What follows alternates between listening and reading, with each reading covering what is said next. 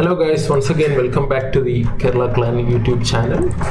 Today we'll be analyzing a game between Anirudh, he is one of the players in the AOE India Discord, and a guy called SS. Both are like intermediate players in the AOE to DE ladder. This is an interesting matchup between Byzantines and Malians. As we know, Malians are very good against Archer civilization, owing to the fact that their infantry get the +1 pierce armor every year, every age from the feudal age onwards. So here we have the highly powerful Malians. Also, Malians has a unique research called Farimba, which gives +5 attack to their cavalry. So even though normally Byzantines has a huge advantage in this kind of a matchup, since Malians, especially because Byzantines has the cataphract, which is very good against infantry, but Malians has these Farimba cavaliers, which in my opinion can easily deal with the Byzantine cataphracts. And Byzantines will also need a lot of time to get to this elite cataphract option. And cataphract, as we know, is a very costly unit to upgrade, and due to this factor, in the recent Age of Empires Definitive Edition update, they had reduced the cost to upgrade the cataphracts. They didn't reduce the gold cost, they simply reduced the food cost by 200. So both players are scouting.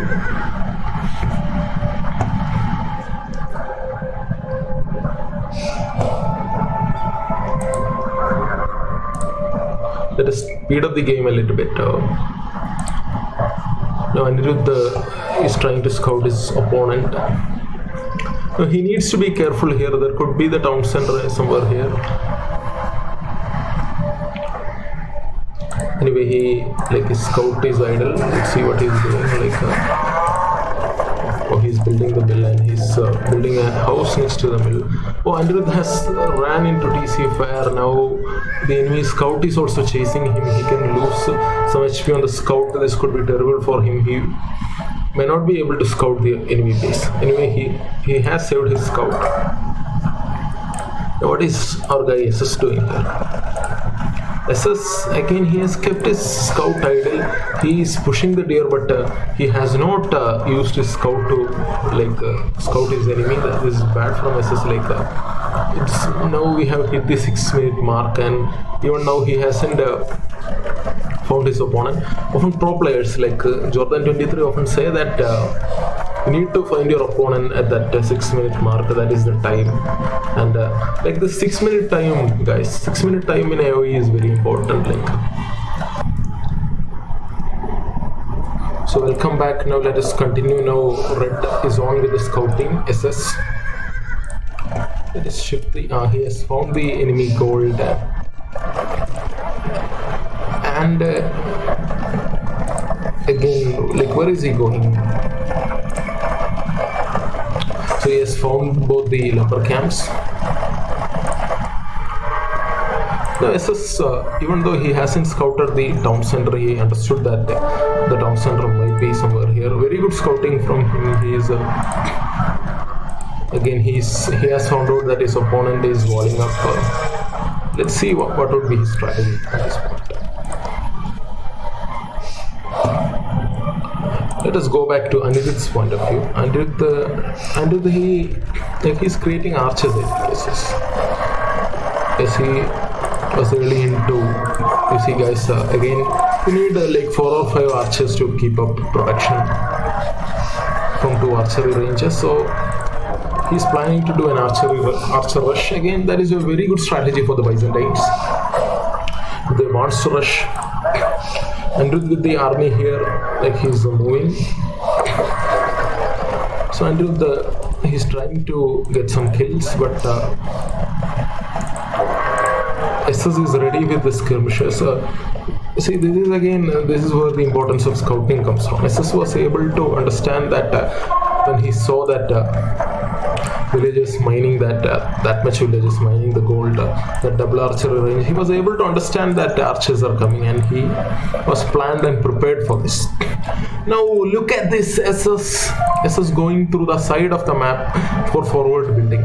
This is called the F2F strategy. F2F strategy is basically famously known by a guy who was made famous by D90 called the Legend of F2F. F2F, what he does is that F2F will go to the corner of the map and will start cutting wood there. Then he will build some forward buildings, preferably castles and stuff like that, like the siege workshops. Now what is this guy SS planning to do here? Yes, castle drop. The Legend of F2F is being repeated here. See, like Anirudh was scouting the side itself. How did he miss it? I don't know. Has Anirudh seen it? No, Anirudh, even now he hasn't seen it, that SS is doing a castle drop. So SS is pulling a castle drop on Anirudh. The Malians, as you all know, when they get a castle, they get the Gibito, but I don't know if making Gibito is advantageous in this particular game, as they're playing against the Byzantines. They can bring out the cataphract. But so far, Anirudh seems to be so much invested in archers. I think this is not a good play, I think. Like, obviously the other guy is Malians. You don't want to invest too much in archers here. I think since SS is creating an entirely trash army, probably like completely skirmishes, probably like Rudy or Anirudh here, I think he could have made some knights or something like that. So anyway, Anirudh is in castle age now. Has he seen? Yes, the castle is attacking his house. Now Anirudh might have seen the castle, yes. And again there is a forward siege workshop. Now this becomes painful for Anirudh. Anirudh is now trying to send a scout towards it. Now we have Rudy with we have SS with the aggression, SS with the skirmishes.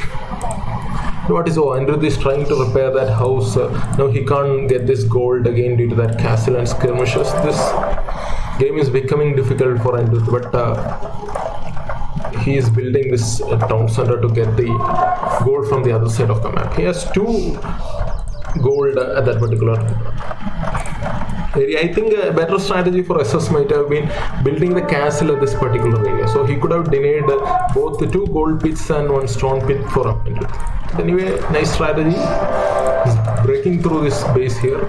Now here the thing is that Anirudh, I think he should like have like some knights again, skirmishes and siege. Some knights could have been cleaning up this very easily. Now Gibito onto the map. The Malian unique unit Gibito is here. I don't see Gibito in many games of new. Usually now Anirudh, I think he needs a defensive castle here. He can create a lot of skirmishes. Hopefully he is the Byzantines. They get a discount for trash units. Now the aggression is going on.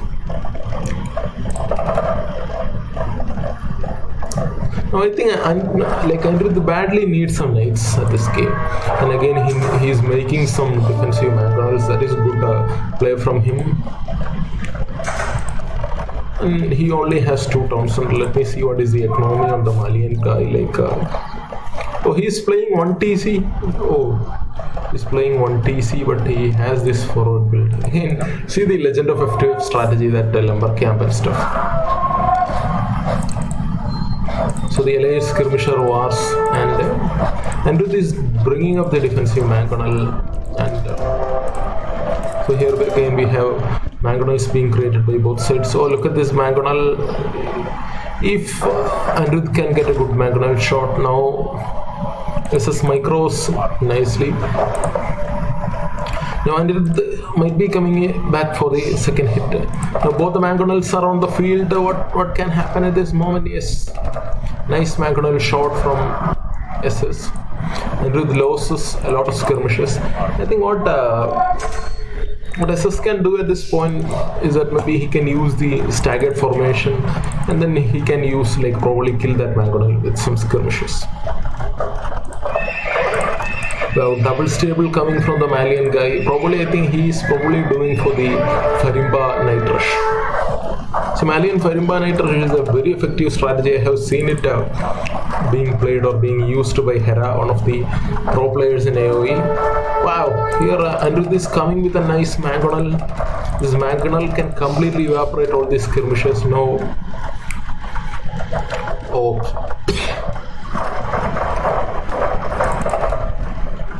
So here comes the Mangonel army from the SS. A nice shot there. Both the Mangonels getting destroyed. Now he is getting an upper hand. So Mangonels against skirmishers, one of the one of the dangerous positions. I think Andrew could have at least created some champions at this point. Champions or longswordmen, because again, champions can easily deal with these trash units. And the Gibito also probably. Champions in higher number can easily clear the Gibito. Now Andrew, I think he's in panic mode. I don't know, he's not responding correctly. But he has the score upper hand somehow. I think maybe due to his economy. The Malian guy is staying in one TC pool.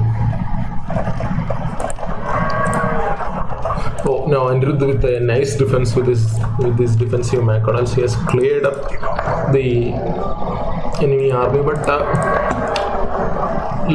look at your guy SS building these outposts and stuff. So nice micro from the Mangonel there. He's trying to repair the Mangonel with his villager. Nice stuff. Just speed up the game a little bit. Again, skirmishers versus skirmishers. How is a Byzantine guy losing skirmisher fights here? That is something that is difficult to believe. Byzantines obviously have these great cheap skirmishers. See, look at him using the knights in a very effective manner. See, this is why I said the Byzantine guy could have made now time to make some pikemen. The Byzantine guy obviously could have made some knights earlier. That was bad strategy. Now he's trying to destroy the TC with a Mangonel. Now Malians with the knights. Does he has the upgrades? Let me see. No, he doesn't have much upgrades. He could have had those armor upgrades for that knight. So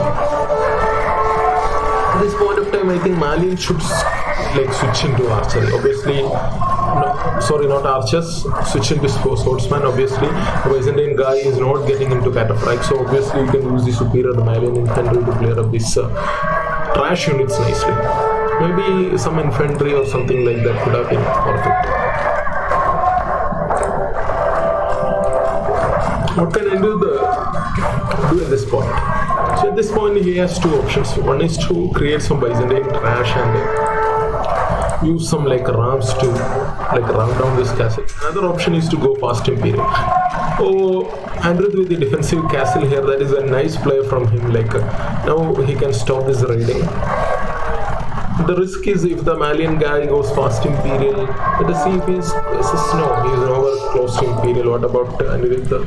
I think Andrew is planning to go fast Imperial with that, obviously with that Byzantine fast Imperial bonus, but I don't know how much effective if that could, unless he can get into something like Arbalest.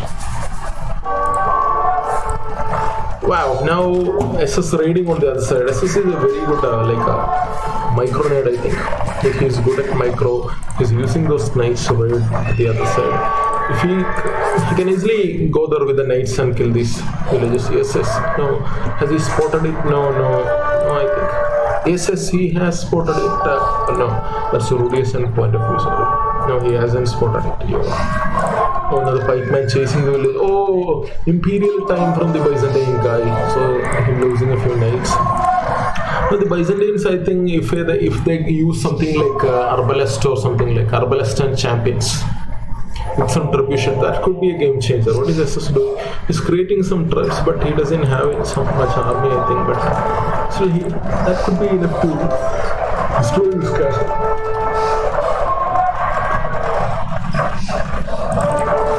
Skirmishers versus pikemen. Again, this is one matchup, guys. You need to be careful here.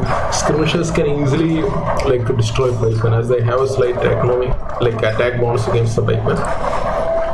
So Andrew is destroying this castle, but the Malian guy has a second castle. Andrew is on the offensive side, but he does not have much army. I don't know what he can do with these skirmishers also. So you look at those killing those skirmishers. He needs something like a champions, I think. Champions, probably cataphract is okay, but cataphract could be costly at this moment for him. think he should not take into catapult. Oh, he has the gold, but still, since this is all infantry and trash, probably like champions could have been better. But again, cataphract can work nicely against trash also. Cataphract is pretty trash system, but these are just cataphracts, not the elite ones. Again, look at him losing mangonels again and again to those light cavalry. What is this, man? Those light cavalry simply puzzling you. See, complete trash, man. Create some cavalry or create something. Now the Malian guy with the offensive, like he's advancing to the castle age. Look at this game, man. Until this simply like throwing away the game without creating any good armor. Look at those cataphracts. Cataphracts are not that good against skirmishers. They does not have like a full pierce armor like paladins. I think they have like 2 or 3 pierce armor less than the paladin. He could have used something like a champion or. And again, what about mass skirmishers? You are Byzantines, man. You can't lose a skirmisher fight. Now Malian guy to the Imperial Age. See, he's using complete trash. This is where champions can be a game changer. Again, no, I think are the elite cataphracts? No elite attack on these cataphracts. He's simply throwing away these cataphracts against skirmishers, man. The Malian guy is using the trebuchet, mangonels. Like this is a more well-rounded army. Like again with some cavalry, but it is trash, man. Gold units. One rule in AoE is that the gold units always beat trash units. Like if you can mix in some gold units, cover up their weaknesses. Obviously, with the mangonel and with the mangonel, if we can get a good mangonel shot. But he had to kill that mangonel with that shot. The skirmishers versus pikemen. Again, man, bad choice. Make your own skirmishers. And some champions, man. Send in some 20 champions and this entire army. You can easily clear up this army. Man, you were in Imperial Age first. You could have teched into something like a Tartalest or champions. You are simply losing the game now. Like I think after when Andrews reached the Imperial Age, he could have nicely come back to the game, but his choice of units was terribly wrong. I mean, using pikeman against skirmishers is nothing less than a suicide. Then here we have this. Man, how much costly is that unit? Like these bombard cannons are like insanely costly. You are using them against skirmishers. That too, like simply throwing them away. And you need to improve your micro. I think you need to improve your army management. You need to be able to counter units. Use counter units effectively. Like at least he could have made some skirmishes even. Now he's simply losing the game. Byzantines losing a game against Malians. That's usually not the case, I would say. Byzantines obviously have some advantage against the Malians. Look at him now using halberdier against skirmishers. What is your point, dude? Why did you even go for a halberdier upgrade? You could have simply at least made some cavalier and see his case. See, this is what I'm talking about. Like, see, like he has 1,000 gold and he's still making trash. See, with this amount of gold and food, he could have easily teched into something like champions or cataphract itself. Even cataphract with large numbers, it can easily clear up this trash. See, like this again something I often say. These new players, like again I am a new player also. So new players like us, when we play these games, we never create we never balance our economy. We never use troops against troops we can make with our economy. So here, this is simply a throwaway game from Andrew, I would say. And again, look at this. This guy, he has 2,000 gold, and again he's using trash units, but his use of trash units is justified in this case as his opponent hasn't done anything else. But I think again by the end of the game also he could have used some champions or something like that. Anyway, he made some monks and again some mangonels. That was good from him, because since he made those mangonels, Andrew had to waste his mangonel on his own mangonels, on SSS mangonels. So Andrew could not properly use his mangonels against these skirmishers. See, he had some mangonels in his siege workshop. He could have used them. You see, he could have no, that was bombard cannons. If he could have made something like Onagar, he could have easily evaporated this entire skirmisher, or even champions. Byzantines get fully upgraded champions and skirmishers. Like, I think Andrew could have won this particular game. Let us see the status here. So when it comes to military, like, see, Andrew simply throw away a lot of military. Look at the units he lost. SS had the largest army. Again, Andrew's army production was really low. Like, he didn't have the skirmisher count, I would say. Obviously, when you are Byzantines, you should obviously be able to outproduce the opponent. Then when it comes to economy side, he had more wood. He didn't mine much stone and gold. So that was, again, there was a castle coming upon his gold and all. But he had the fast imperial advantage. He had 10 minutes to catch up. But even though he reached imperial, he did not have an imperial army. Something like Arbalest or Champion would have turned the game in his favor. Again, I think he could have built a few castles and went for cataphract also. That was an option again. So that's all about this game, guys. Hope you enjoyed it.